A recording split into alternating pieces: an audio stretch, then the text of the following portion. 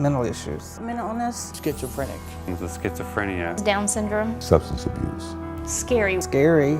Voices. Voices. Anger. Rage within me. Panic attacks. Cocaine. Drugs and alcohol. Benzodiazepines. Irritability. Man, I snap. Depressed. Painful. Self-medicate. Self-medicate. Got caught. State jail. Prison. Prison. Darkness. You're not alone. Support.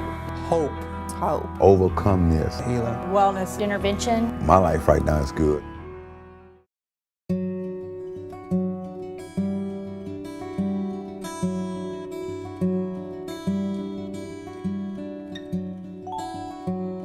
I knew all my life that I was sad. I was a sad child, and I knew something was different about me. I was sad a lot and slept a lot, but in my family we didn't talk about those things. When we had an illness, we didn't go to the doctor for it. You know, we just had to deal with things, and we treated it with 7-Up and crackers, and then you get your butt back to school.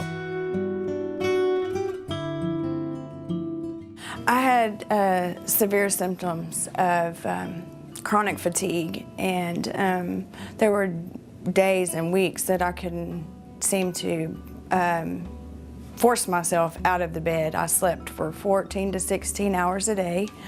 The only times I was able to manage to force myself to put my feet on the floor were to get my children up and off to school.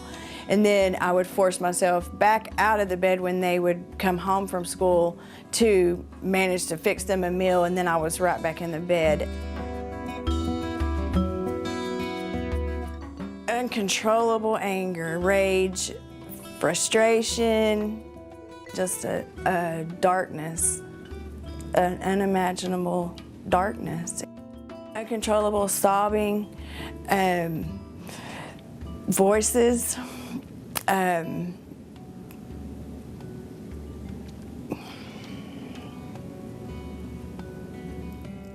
These are places that, you know, that I haven't been to in a really long time, so it's really hard for me to take myself back there today. I wasn't able to function as a wife. I wasn't able to function as a mother. I wasn't able to function as a human being. My whole worth was stripped away from me. When the pain outweighs the pleasure and your life becomes unacceptable, I think that's when you realize that you really have to make changes.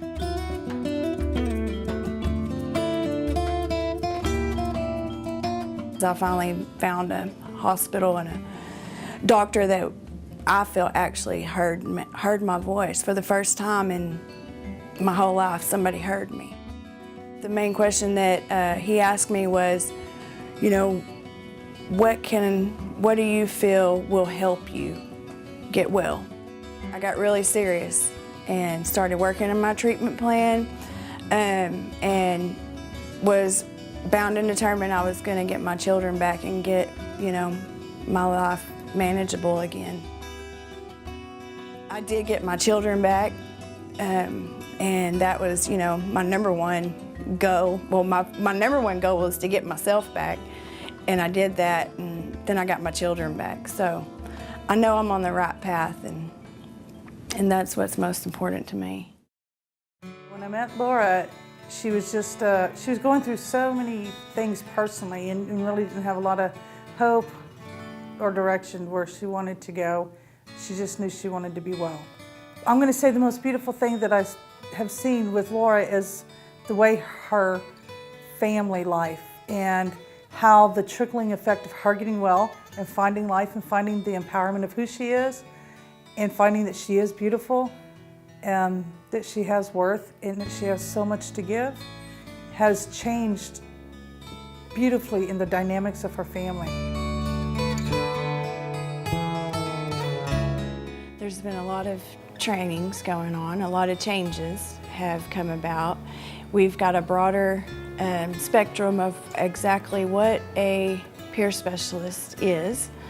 I've learned a lot of skills that I can use to encourage others and to just kind of see that spark of hope shine inside of them, just rejuvenates my purpose. I can look back on all of the experiences that I've had previous and know that each one of them is important and each one of them are unique because they led me to where I am today.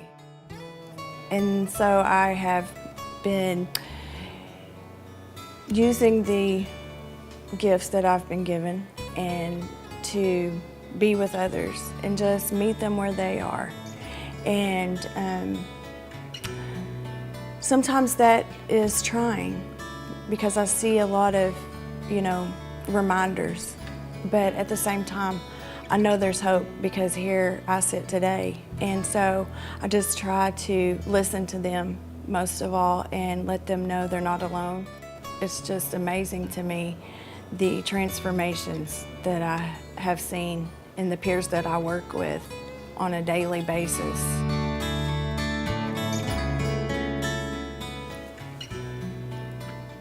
Helping others means so much to me. It is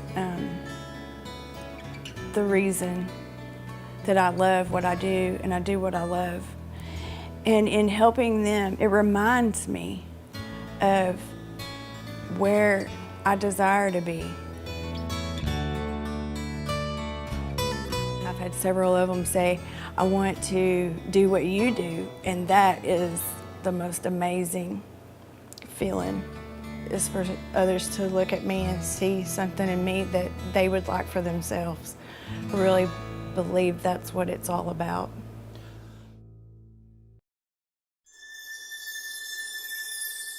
When I was 16, I got involved with the wrong crowd and I started using drugs and alcohol. After that, I got this crazy notion in my head that I would start huffing inhalants like gasoline. So I did that, oh gosh, probably about 4 or 5 times. And actually, the thing that saved my life was actually getting caught by my parents. I started taking medication at 16. I was pretty rebellious when I was 16. I was always getting in trouble in school. My grades were bad. And I was, still wanting to be rebellious and still use drugs and alcohol.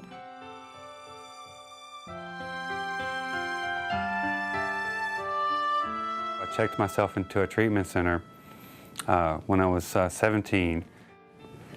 Got sober for a while and got to graduate from high school with my class. I was doing okay on my medication. I was still kind of going behind my parents' back and partied a little bit. Finally, I guess I just got really ill and I was having some severe symptoms of schizophrenia, and I got kind of violent with my dad, and he really at that point didn't really know what to do with me, so he called the sheriff, or took me to the sheriff's department. Then they put me in a hospital in Conroe. That's when I first got into Tri-County Services. I just kept plugging along at that and ended up getting my Associate of Applied Science degree in Human Services. One day I just was looking on the Tri-County website on their employment section and saw their peer support provider job, and I applied for it, and a week later I was hired. It's new to me, but I've learned that I could use my experience to help others. I see like my old friends in Tri-County, they always ask me how I'm doing, and that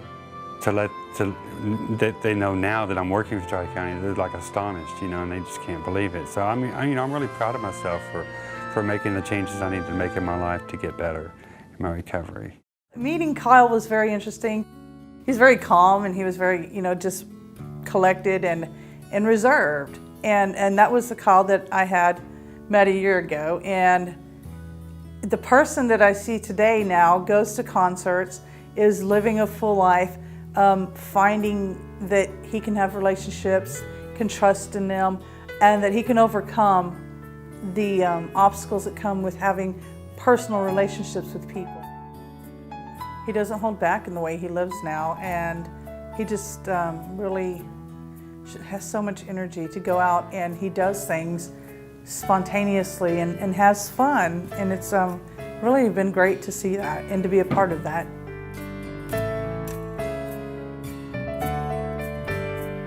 I never imagined I'd be working as a certified peer specialist. No, you know, I did go to college and I was looking for work, but you know, when I applied for the job, you know, at Tri-County, it was just, you know, it was a God thing. Was I applied for the job, I prayed about it, and you know, God blessed me with this job. I've changed. I think I've changed because I've taken on a lot of responsibility. You know, like with my job. You know, it's a major part of my life. Working my wrap is very important. You know, I have to do the daily things. You know, with my daily maintenance plan. You know, being able to take care of myself. You know, so I can get out there and be productive. In my own experience, what helped me was being encouraged by my family, and also by, you know, my case manager, you know, my doctor. That's what helped me, is to get that encouragement. And then whenever I would meet a goal, or you know, do something that you know, I enjoy doing, I would get that praise and, you know, from them, and that makes me feel, you know, made me feel a whole lot better. So I try to, you know, always, you know, encourage, you know, and give a person praise when they're doing the right thing. For example, I work with one peer that I work with, and she was having a lot of issues with anger. In my experience, I was also, you know, angry because, you know, I always felt like I was just not being heard, you know, and not being taken seriously. I was able to work with her, you know, on a lot of her anger issues and anger management. We've worked with like goal setting, you know, in our meetings, and you know, she sets like, you know, 2 or 3 goals a month, and then but she actually is the one that you know, just follows through and does those, makes those goals. My job and going to these trainings, and you know, is a very fulfilling part of my life. You know, I take it very seriously. I mean, I feel like I have a purpose now because, you know, with my job and stuff, being a certified peer specialist, it just really, it makes a big difference to me. It's just something that I'm very thankful for, and I just love it. You know, I just have a passion for it, and it means a lot, you know, to help others.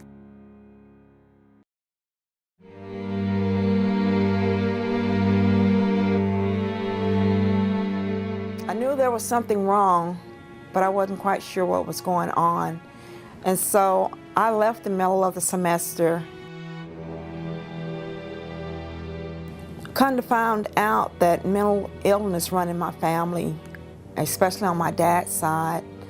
And my mom helped me with it. And so she told me that it was okay, that she'd be there to support me and everything. And so when I was strong enough to go back to college, I did go back and I graduated.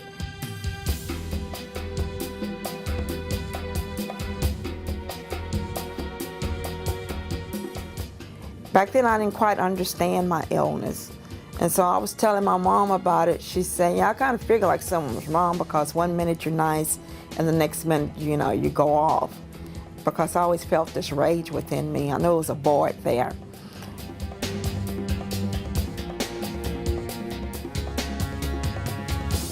My friend said, oh yeah, you can just put some cocaine into your alcohol and you can keep your weight down. And that's what I started experimenting with. And they call that a cocktail. Stupid me, you know, I kept doing it. The more money I made, the more drugs I wanted. When I look back on my son's graduation, I wasn't there. I'm like, damn, no picture. I decided that I wasn't going to be there, that I wanted to party and go gamble. My son told me, he said, Mom, I know that you have had problems, and if you're going to be a part of my life, you're going to have to stop doing what you're doing. So I made a decision not to drink or use drugs anymore. Now I can go out and reach, teach, and educate other people as well. because by nature, I am a teacher, so that is no problem. I realized that I can't let anything or anyone dull my shine, and I have to make the best person that's within Pam. Pamelia had been hurt a lot, and I think that it was going to be a hard year ahead of her. But she came through that year, and what I have seen come out after that year is just a more vibrant Pamelia, a more alive Pamelia. Today I see a totally different Pamelia that stands up for herself and advocates in a healthy manner and gets things done that she needs for herself and her own wellness.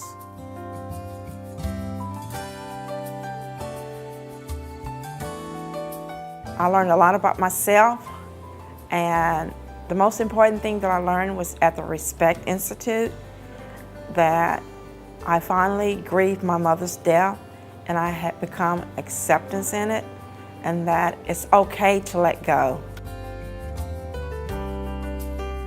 I can be Pam, the old Pam, the Pam that's functioning, the Pam that understands, that can respect herself. And I can catch it, check it, and change it, and redirect myself. If I'm beginning to feel bad, I can always start journaling, or either I can write a poem, or either I can go walking, or I can jog. It might be a slow jog, but I can jog. When I was asked to advocate at the Mental Health Awareness in March, I was like put on the spot. Because I'm like, okay, because I was under the impression that we were just going to listen to them. And so we advocated for Senate Bill 58. And since I am a talker, and so I started talking and they listened, I told them my story. Little old me, Pamelia had something to do with it. I'm very proud of myself because my voice stood out there. They was willing to listen to me. If I can do it, you can do it. Like Frederick Douglass say, what is possible for me is possible for you. And I always quote this, you know, I don't let anything or anyone dull my shine. And that's how I feel today. Meeting Dennis in the beginning of this coalition project for Group 2 was a really great moment. I met a man that was very much set in the ways that he thought about getting well and what it meant to help other people around him. Dennis has evolved in a way that is completely conducive to recovery and wellness. And he is out there sitting in the waiting room, sitting at his center, completely helping people in a totally different manner that is just has been a very beautiful thing to see.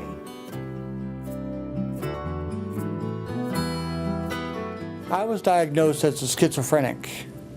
I, for years, had been a schizophrenic. But just because I'm a schizophrenic does not mean that I am otherwise a danger to anybody. I have to strongly say that not all schizophrenics are pretty much like the same way as I am. But also, not all schizophrenics are also dangerous.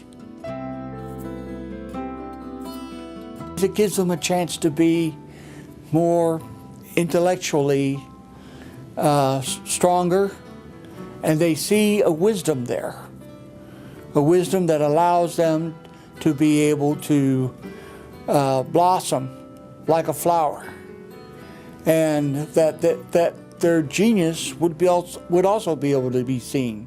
I understand what they're going through. I also understand the feelings of offense that people have placed upon them. People don't understand schizophrenics. They also don't understand the mentally ill in general.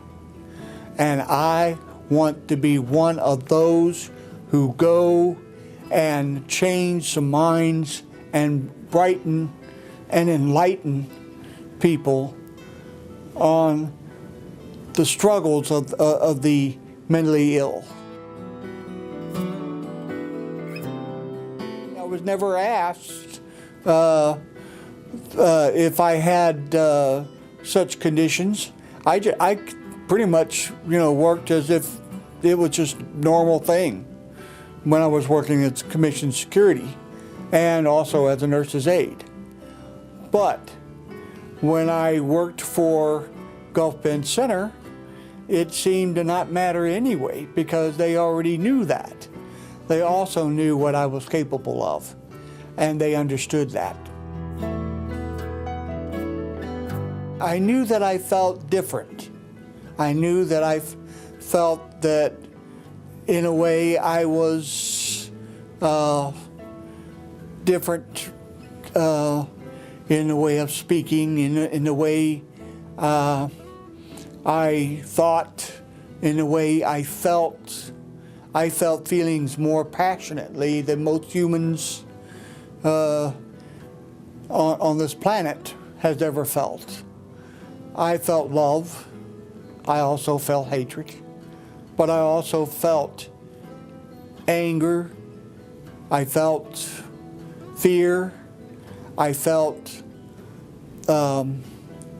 understanding and compassion towards others, but it was only that much stronger.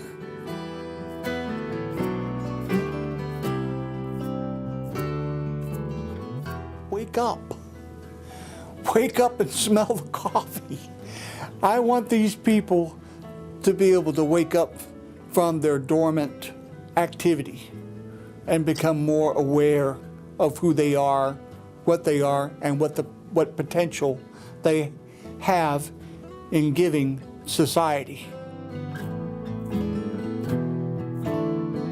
I also want them to know they need not to be fearful of who they are, because sometimes even fear of knowing who they are is what prevents them from becoming a person, a real person that wants to make a difference for others.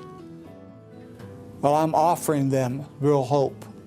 Hope is what we need, and hope is what we can count on right now. My journey began as a child. The first part was pretty normal, and then I was abused by a very sadistic person for 10 years of my life, from age 5 to about age 15. It was a lot of severe trauma and a lot of emotional things that I had to go through later. There was really no safe place for me to be as a child. No matter where I was, there was something possibly fixing to happen to me. So I developed a lot of worry and anxiety.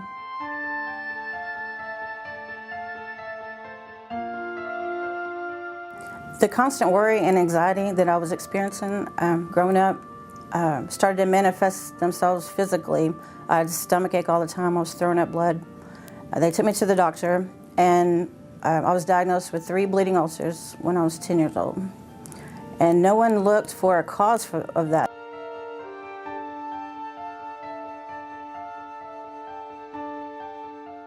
I was hospitalized for the first time, and I received my diagnosis. What led to that was I was manic, I was depressed. It was either or, there was no in between. It was constant mood swings. I was having panic attacks, sometimes to the point where I would pass out. I was having flashbacks, like kind of post-traumatic stress flashbacks that were affecting, like where everything would just blank out. Like I wouldn't see what was going on around me, I would just see what had happened to me before. The symptoms would become difficult, make my life difficult. So I would go to the doctor, get on medication, maybe be hospitalized, inpatient, outpatient, all that therapy. And I would be okay for a while. I stayed on my meds. But the lack of education about mental illness of the people around me, the people I worked with, especially my family, kind of shamed my recovery to the point where when I was feeling okay and functioning well, then I stopped all the treatments.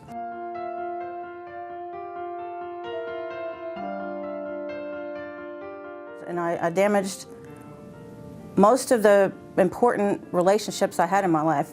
I had great jobs, awesome jobs, and then would lose them because of symptoms or just the substance abuse.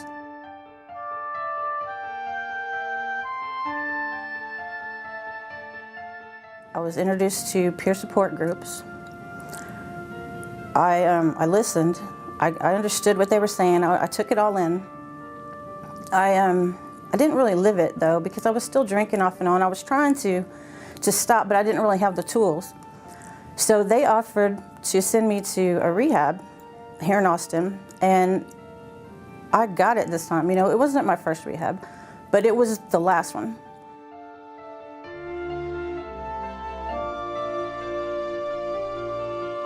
I needed something to put between me and the self-destruction that I kept experiencing over and over again.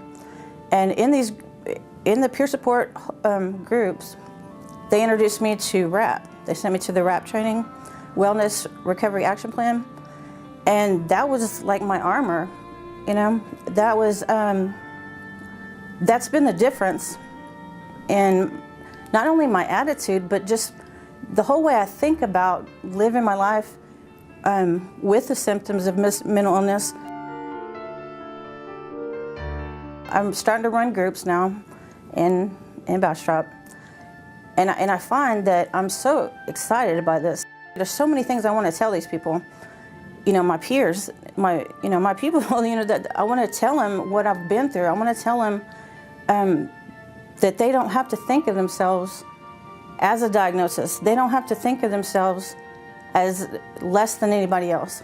Whenever you get to help somebody else, whenever you get to get your mind off of you and give your life a purpose, a focus to help somebody else, it just it makes the day full of possibilities instead of just fires you have to put out. And I'm designing my own life now, and I wanted to let them know that that is a possibility for them, that they can think about that. They can make choices to design their own existence. I can't believe I get to do this for a living.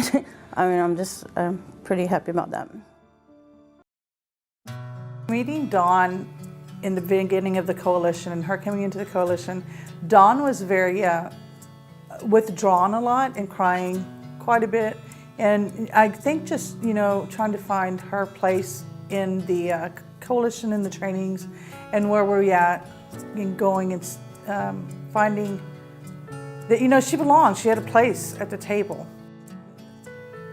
What I have seen after the year, Dawn now excels above anything that I could have thought of. You know, she's gotten her license. She smiles all the time. She's happy. She is fully productive in the community, and she gives back so much. It's not the same person at all that I had met a year ago. She's able to put herself out there 100% raw now, as to where she would not put anything out there because she was too scared. But she doesn't live in that place anymore. It's totally different now.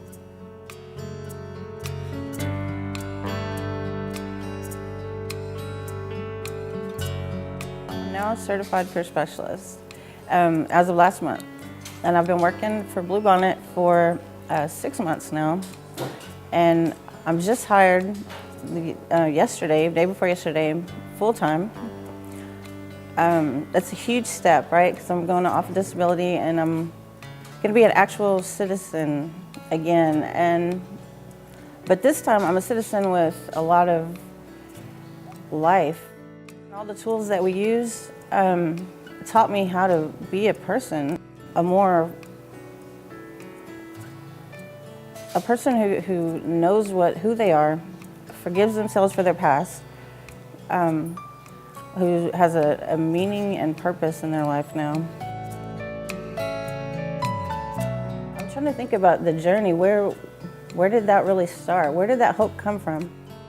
I think it's the fact that I am beginning to forgive myself for all the things that I didn't do, all the the feelings I never processed. I was too worried about it. You know, use substances to numb myself out, to just do anything I could to avoid having a bad day, to feel, you know, just to feel it. It's okay to have a bad day. It's okay to feel bad.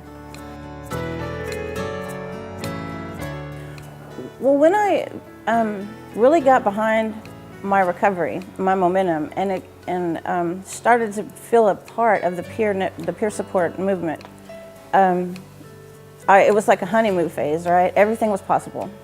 And now I know that everything is still possible, but that there are ways to go about it, because we all have to change together, the whole system. The peers have to change. We have you know, the staff that's in place and the system that's been there this whole time has to change some too. But they worked, right? They produced us. It worked to some degree. They saved my life. I think it's confidence in the trainings that we get. It's the support we found with each other.